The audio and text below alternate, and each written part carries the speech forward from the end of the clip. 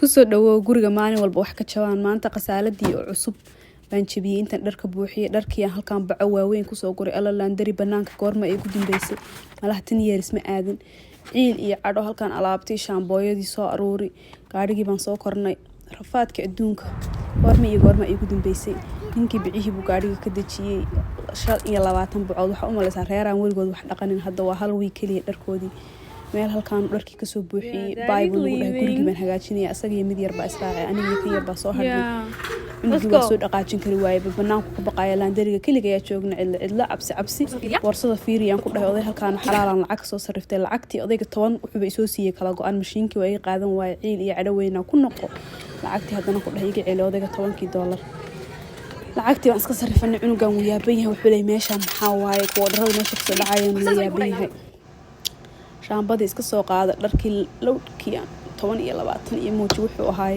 maanta dhan dharkii shaamba ka buuxi dhaq cunugaanayto weligiis maanta ugu horeysa meeshan dharka sida isu dhaqayaan iyo cycle-kuuba la yaaban yahay ooma halkaan igaga daadatay aan tuwaalo ku dhaqaayay ciil badana adduunka ilaahay meel aan imaado inaan wasakheeyo ugu nacbahay cunugii aan ku dhahay boorsada ii ilaali mise boorsadeedii halkaan waxaan u soo noqday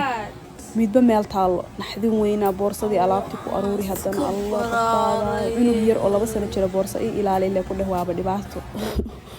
wiiga faa'iideystay halkaan u fariistay waxaan ku dhahay bal wax yar iska naso dharkan qalajsada ku gurayaay biyahaas ka sii cad meeshii oomada igaga daadatay xaaga waa hal wiil ahay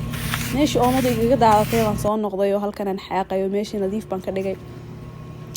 it's sunna inaad meesha timisideeda ku celisid andariga cidna kama shaqeyso inuu halkaan uu koritaan bilaabay naxdin meesha ruleska akhriimis waxa ku qoray ilmaha iyo meelahan korkorin war ama la xira iska soo baxnay waxaan dhahay maanta landriya soo sameeyay walaana cunto u karinay qadadeedii waa iska soo qaadanay maqaaxiyaro halkaas oo inaba caadi ahayn baan ka soo qaadanay iska imaanay gurigii dharkii wasaqada haddana halkaan uga bilowday